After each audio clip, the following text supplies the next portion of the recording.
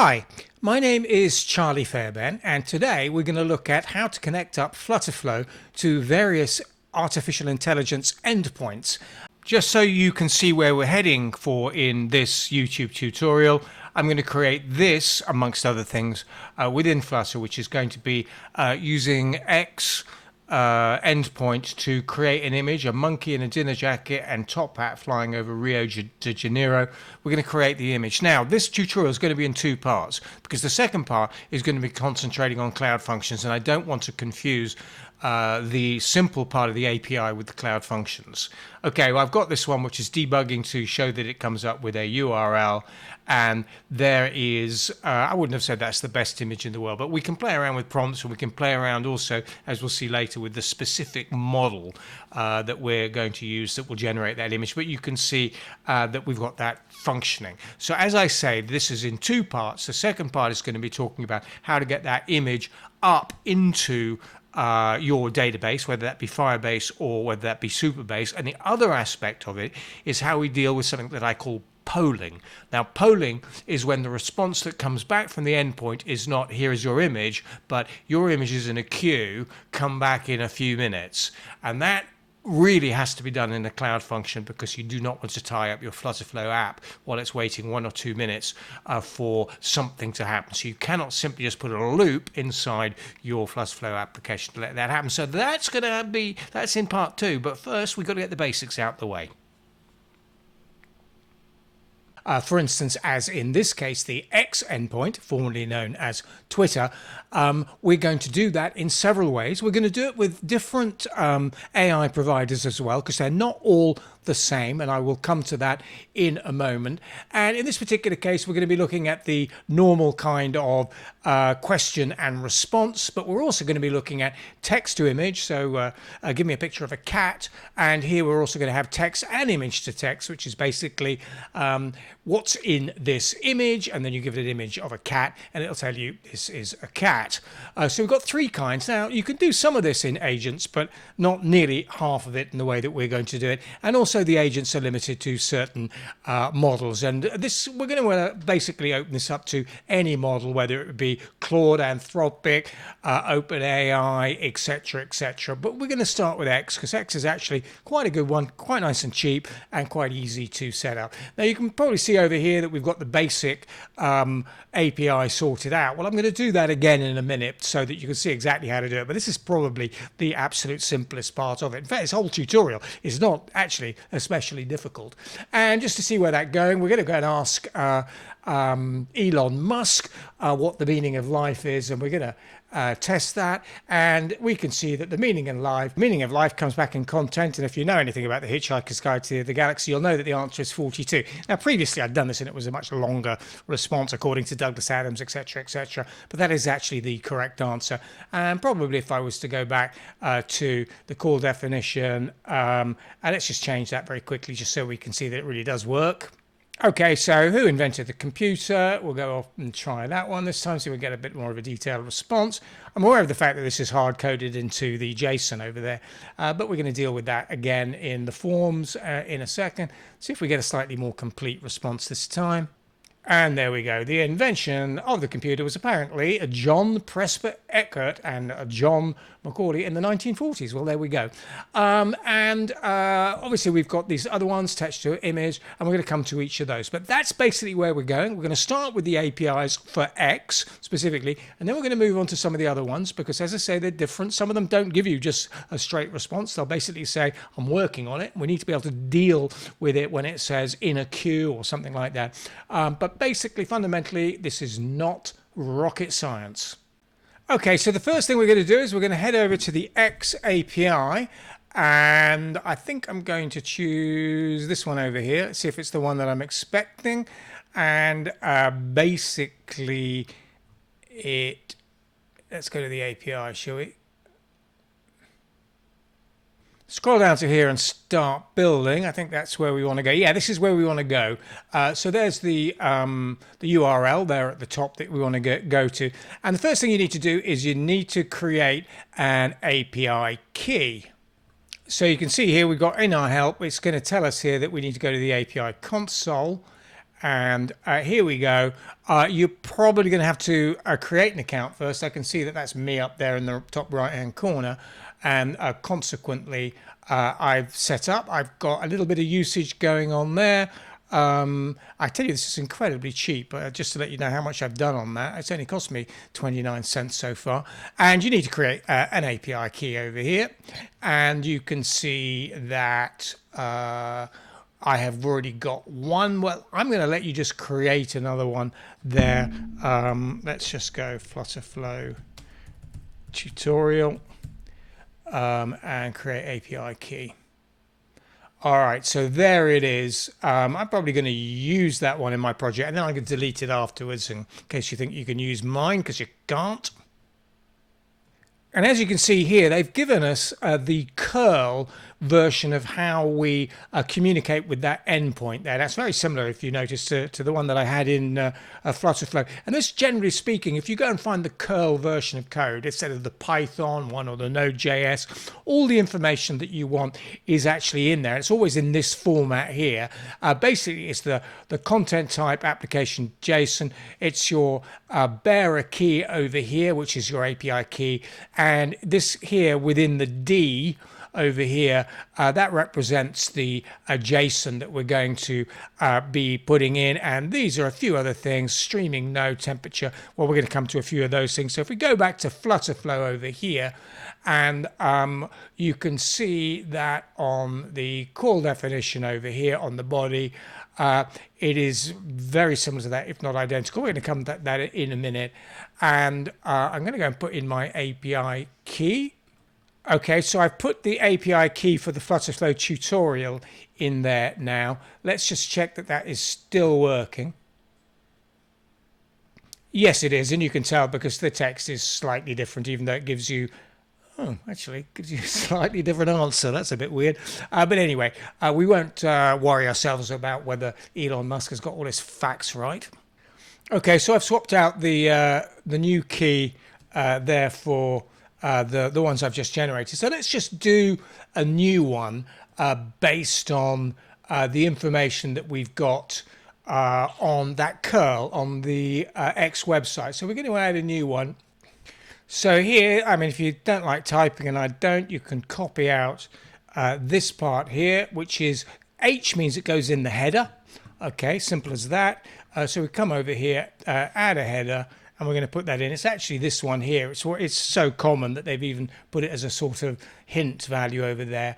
And we are going to add the other one, which is our authorization key as well.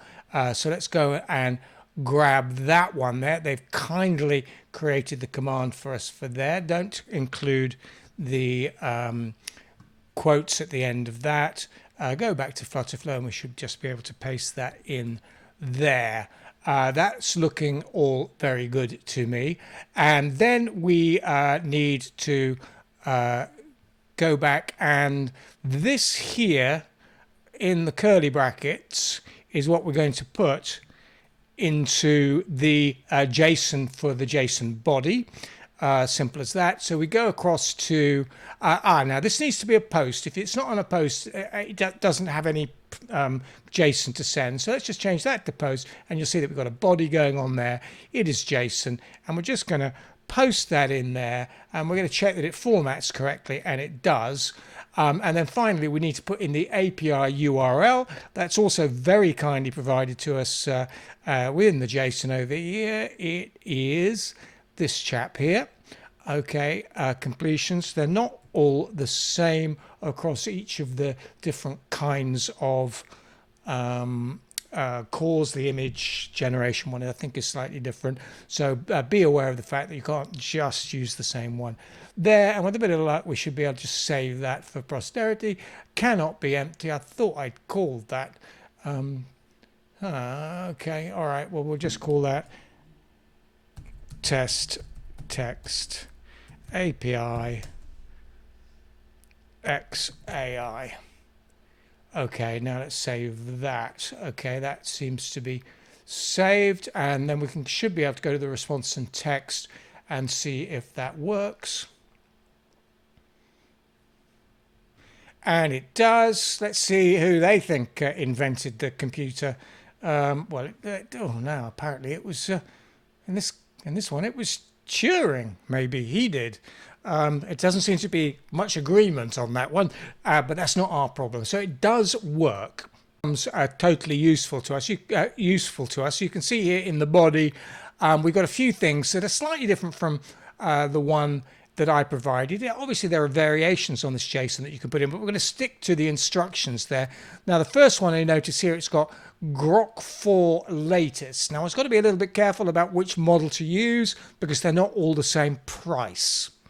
I'm going to head over back to our console here. I'm going to open up a new page and it's going to be here, which is the models. Let's go and see here. This is exactly what we want to see, is how much it's going to cost us. And let's just run quickly through this and see what it actually means. Now, what they've done is given us Grok 4 latest. Now, I would hazard a guess that Grok 4 latest is the latest version of this one here. Okay, now this is really good that we've come to this page because you can see over here that this is per million tokens, and we're going to come on to that. It's $3. So you don't even need to know what that even means to see that it's considerably more expensive than the Grok 4 fast, non-reasoning, reasoning, and fast. Okay, considerably more expensive. And this is the one that I'm typically like to use, which is the Grok 4. Let's just go for this generic one up here, and you can click on it. And you can see that it's got various different aliases that you can use. Let's just copy that one, go back to our FlutterFlow, and we're going to change that there so that this will be a sort of cross. Because it's cheaper, it may actually be, well, it's going to be quicker. It says so, it's fast. But it may be less detailed, or for more complicated things, it may not be as good. But I'm telling you, this is incredibly good value for money. Now, the other thing we need to do, the role, all right, you are a test assistant. I mean, okay. So we're obviously going to want to change that potentially as a variable, okay? So we're potentially going to want to be able to change this every time we do a completion, every time we query that, in which case we're going to add a couple of variables there. We're going to add okay, we're going to put in a system content and a user content over here, and then we're going to go across to the body and we are going to put those in here instead of the hardwired versions over there. Get rid of the hardwired version. Make sure we don't have too many double quotes going on here. Okay, like this. Best to delete it and then put in the user content. Check that that formats, and it does. Let's give it that a spin.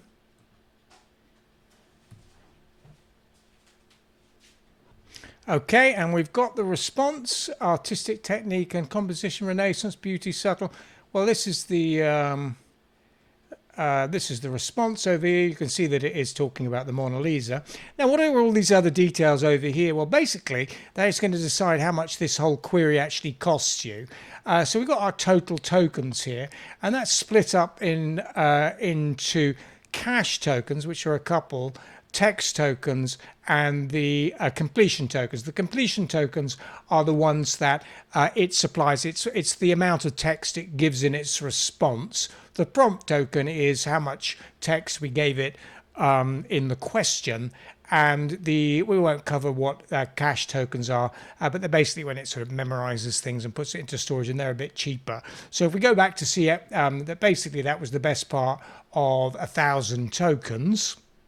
You can see here that the output is the most expensive by quite a long way. So we'll just say that was about 500 output tokens. And this is per million. If it was 1,000, it would be 1,000th of $1.50. So approximately it is $1.50 divided by 2,000 equals. That's how much it costs you to run. It's very cheap. That would be 1 cent. That's 1/10 of a cent. That is 100th of a cent. Okay, so that API is basically ready. You got your call definition, your system prompt, and your user prompt basically coming here. System content, user content coming in here. We've set up our headers with our with our key over here, and we've got our variables so that we can put that into the form so that we can have different system expertise, and obviously the questions are going to be different each time. Now, to do any of the other ones over here, so this one was a test, so this one is fundamentally the same. Well, let's save that because it's useful. This is basically the same as this one. To do the other ones is basically the same thing. We're going to have a look at this body here. Gosh, you can see that that particular prompt is incredibly simple. This one is a little bit more complicated, and this one is the one is a little bit more complicated too. But fundamentally, all of these JSONs here, I'm going to put them into the I'll put them in my resources website, which you can find at intelligentquestions.dev. Here are some of the other ones that I've done before, which is a very useful place, by the way, where you can go through and you can see that all the code that you need, the YouTube videos there, the code that you need for each of my YouTube videos are all here. So it's a good place to go to either during or after having watched this YouTube video. So where did I get all the JSON from in order to be able to do the other API calls, so text to image, text and image to text, and the straight text? The answer to that question is over here in the Hitchhiker's Guide to Grok under the tutorials. You can see that we've made our first request, and here it is. What is the meaning of life? We did that earlier on. So you can just literally take each of these little parts of the JSON here. The JSON is that part there, and then these parts here, the API key goes in the header, just as we did before. So that's the one that we did before. And if we come down to look at it here, Grok to analyze images, you can see that we've got a different JSON for that. Now you still need to replace, therefore, within it the image URL. We're going to have to supply that. So this one, therefore, describe this image. So you give it an image, say a picture of someone rollerblading, and you ask it, what is this image? And it will come back with the text saying this is a picture of somebody rollerblading. It could be more specific than that. It could be say I don't know, what kind of dog is this? And it'll come back and it'll say that's a Dachshund, for instance. So you've got some flexibility as to what the question is here, but that's how it's done. So we would replace the image URL with a variable here, and well, let's type image URL. This one here would be replaced with a variable. And then this one here, describe the image, would also be replaced with a variable. Otherwise, it would all be the same. And again, watch out for this model here. It looks like they've defaulted to giving you the most expensive one. As I say, I believe that the Grok Fast is the best one at the moment. So that's where we get the analyze images, monitoring usage. What's this one here? Yeah, that's the question one. I think we've got the 3 covered, have we not? Not quite. Where is the text to image? That was the one where it was incredibly simple body over here, and the API call is to generations. Let me see if I can find where I got that from. If not, you're just going to have to look at this page here and put it in exactly as I have. The variables, therefore, are going to be the prompt. Okay, I knew it couldn't be very far away. There we've got image generations, and here we've got the generate an image, and you can see it's in the curl format that we like. So you can see that the endpoint here is slightly different, so pay attention to that on all of these different image creations over here. And you can see I have literally just copied this, a cat in a tree over here. So if we go back to FlutterFlow, you're going to see a cat in a tree, Grok to image 12112. I think that's the only image that we've got a choice in. And Just to let you know, that is 7 cents an image. So be a little bit cautious on how you use that. You do not want to be generating 7,000 images in a batch or anything like that. You might run out of credit on that. So that's how that is done. And we're going to go and have a look and see how that works. So I have not put in the variables here, but I've shown you how to do that. We need to obviously replace that. But what's going to happen? I've already done a cat in a tree. How about a dog? A dog in a spaceship. Let's give it something a little bit more wacky. And let's go and test that. Now, it takes a few seconds to do this because it's a little bit more intensive. Now, I need to come on later. Here's the answer. We'll just come to that. I need to come on later is what happens when it says in a queue or pending or anything like that on some of the other models. But it doesn't on the X one, which is why I've started with this one. It's much simpler. And what it's come back with a URL to the finished image. So we're just going to copy that. Go over to our web browser and put that URL in. And there you have a dog in a spaceship. Now, if you'd obviously given it much more detail about what kind of dog and what sort of look it's going to have, but I have to tell you, that is really quite remarkable. So what left to do? Well, I think we'll move on now to creating some designs and some pages here that we can enter that information into. And I'm also fully aware of the fact that when we get a response, specifically on the text to image, we're getting back a URL. Now, it's not going to be difficult to display that URL, for instance, in a picture widget within FlutterFlow. But a lot of us are going to want to say, well, I want to save that to my database, because that URL will not be there forever. That may be there for an hour, it may be there for a day, but it will not be there almost certainly for a week, because they clear them out. They can't hold all these images indefinitely. So we need to find a way of copying that image into our database, whether that be into your Firebase or into Superbase. And I'm going to have a look at seeing if we can't do it in both ways so that you get an idea of how to do that. But fundamentally, we're now in sort of form design mode, which really isn't about the AI and the APIs and connecting up with Twitter, the X endpoints and stuff. So I'm going to do that quite quickly. That's really design and layout, isn't it?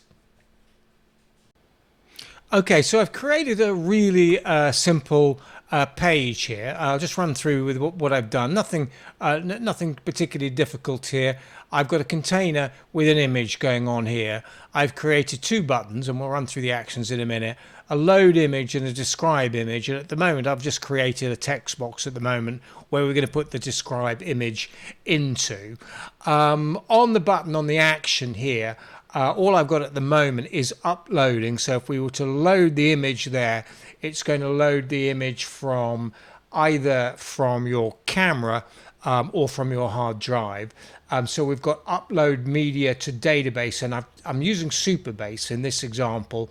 It asks you a few questions: bucket name and the value of where you want to put the image once it's uploaded. I've literally just copied that from here.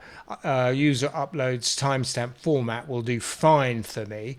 And just to let you know, in terms of the Superbase setup, this is not about the Superbase setup here, but the Superbase setup is that I've got over here. All you need to do is to give it your URL to your database and your anon key, your anonymous key. And just to give you an idea, here is my database all set up. You can get the anonymous key from there. So going back to the over here, I haven't quite finished all of this yet. I've got a bucket called test bucket over here. That is going to ultimately output the URL of the uploaded data. That's going to get picked up on the image over here. So you can see if we go up on the image and how that is set. That is on the uploaded file from over here. And I have yet to put in the describe image button. So the describe image button is going to be a call to our API, isn't it? So we're going to do that on tap. Going to add an action, and that will be a backend database API call. And I think we're going to do, well, I don't think, I know we're going to do a text and image to text. So we're going to do the image analyzing there, and we've got to give it a couple of values, the URL, and we've also got to give it, is that the only value that we need to give it? Well, anyway, that value we know is the action output of the widget state here, the uploaded file, and on true we would set the text field. We'd set that to be, we want to put that into the text field. So my temptation here is actually to create here a page variable, API response content, and we'll have that as a string, and we'll have that as initial field. We'll just put in not set to start off with as the initial field, and we'll confirm that. So when we now go through to the action of the load image on the true here, what we'll do is we'll set that, the state management will set the update the page state to be the result of the succeeded API result here. And I'm actually going to close that out for a second because I'm going to go and do something else. We're going to come back to the API call here, and we're going to go, it is text and image to text, and we'll just put in a value in there, and here's the caption response. That's actually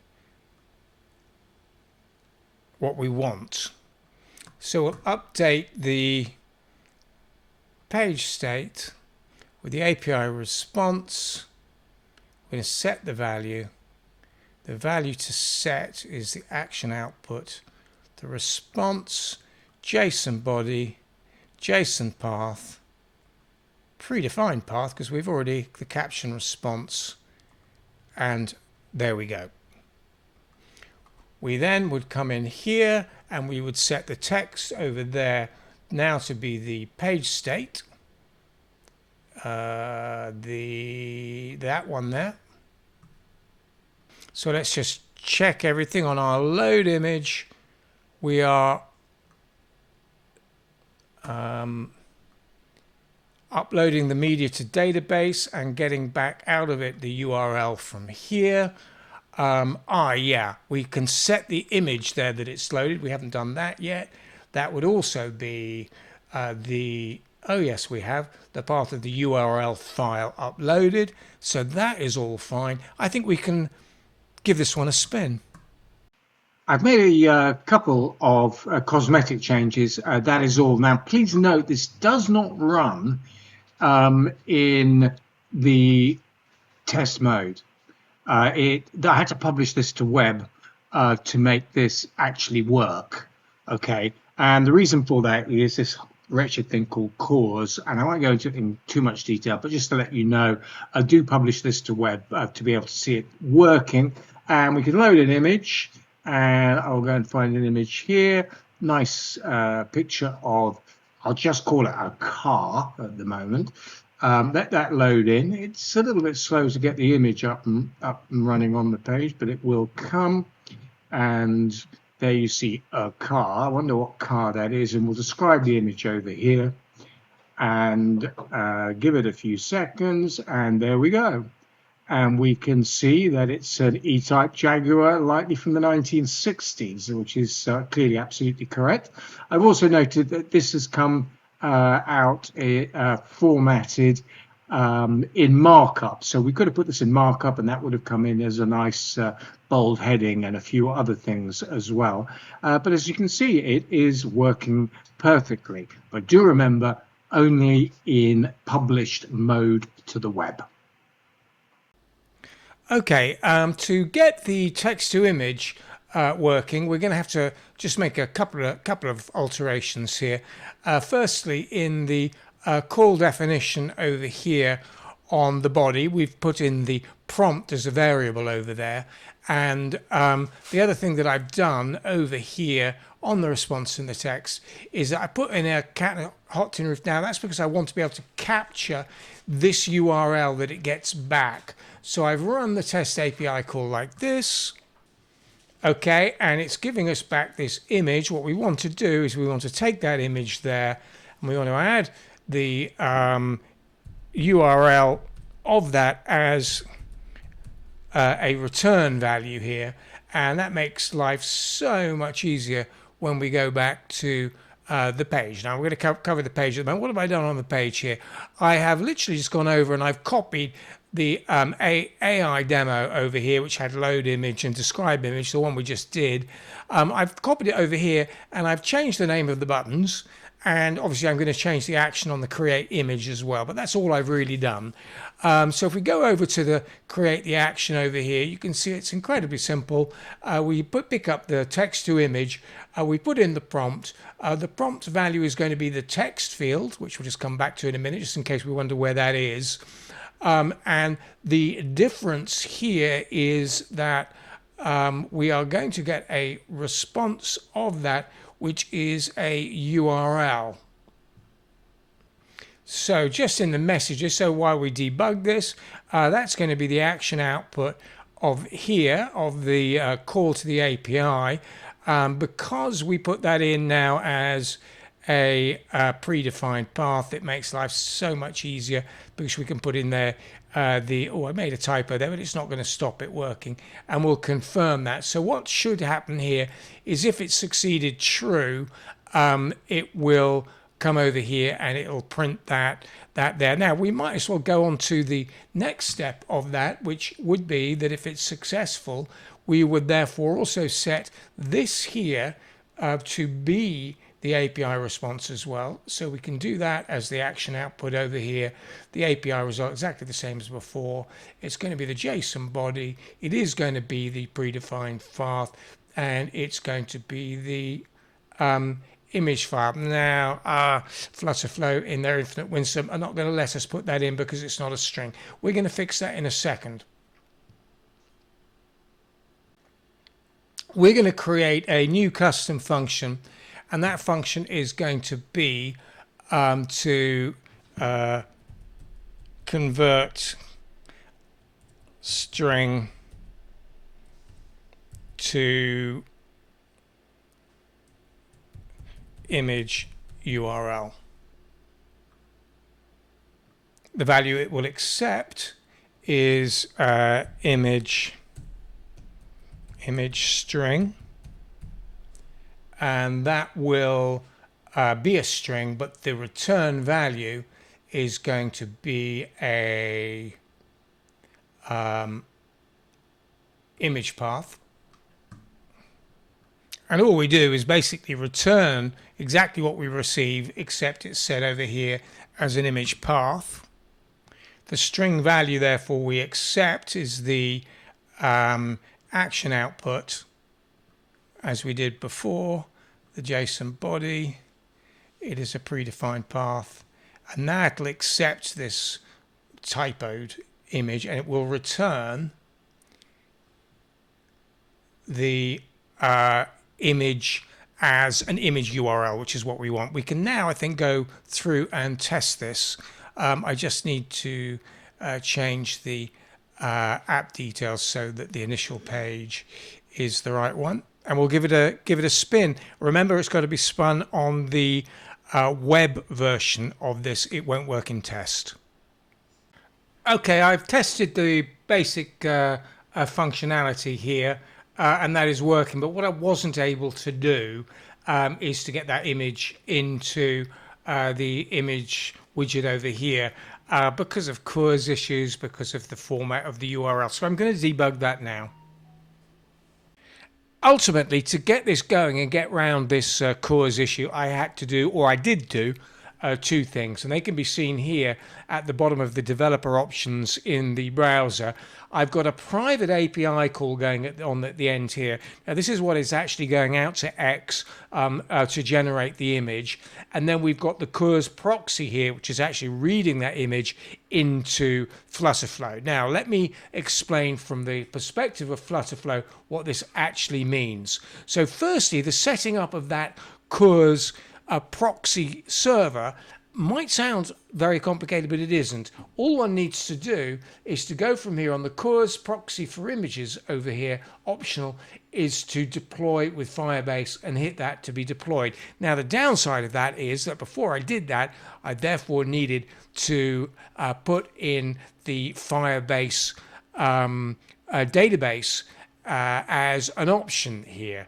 And although I'm not actually wanting to use the database, or I wasn't demonstrating the database yet, I had to do this in order to be able to get the cloud functions to function properly. So I connected this to a Firebase project so I could use the cloud functions. The first use of that, as I say, is in the web deployment here. It's going to create some functions in the cloud.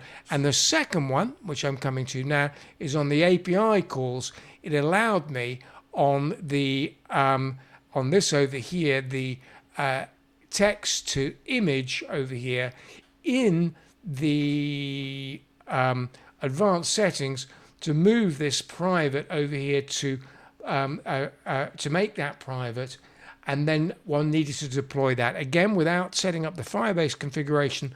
That would not happen. And let me show you what that actually meant in Google and Firebase terms. It meant that up here on that project, you see, this is the project that I'm in. It's created actually three things here for us, and they're all cloud functions. One of them is the CURS proxy. So it did that all for us, which is actually really quite clever to take that weight away from us. That will in actual fact fix any CURS image-related images that you image problems that you can come across anywhere in your project forever. This is really the way to do it. So even if you are using Supabase, it might still be worth using the cloud functions to get that functionality. And the other one is these API calls, which is the calls out to X. There's a version 2 and there's a version nothing, I suppose you could. That's why there are two of them, and that's how that was done. And the result here in the demo, let's do a pig dressed as a ballerina. We create the image and wait about 30 seconds. I've got a debug break going on here just so that we can see that it got the image, and now it'll show the image because it's coming through the CURS proxy. Now, I'm going to call that the end of this particular tutorial, because I'm going to do a part 2. And the part 2 is going to be basically say, how do we get that image automatically into either Supabase or into Firebase? Now, in effect, because we've now, we need to do this in a cloud function. Now, let me explain why. If we are going to go for something quite complex, for instance, such as video generation, that can take, in some cases, up to 2 or 3 minutes even. And we simply can't have FlutterFlow spinning the wheels while that happens. So really, whatever happens, we were going to have to instigate cloud functions to do this. It's a cloud function that's going to go out, get that image from X, the image generation. It's going to take that and it's going to put that into either Supabase or into Firebase, depending on how we configure that cloud function. So that is coming up in part 2.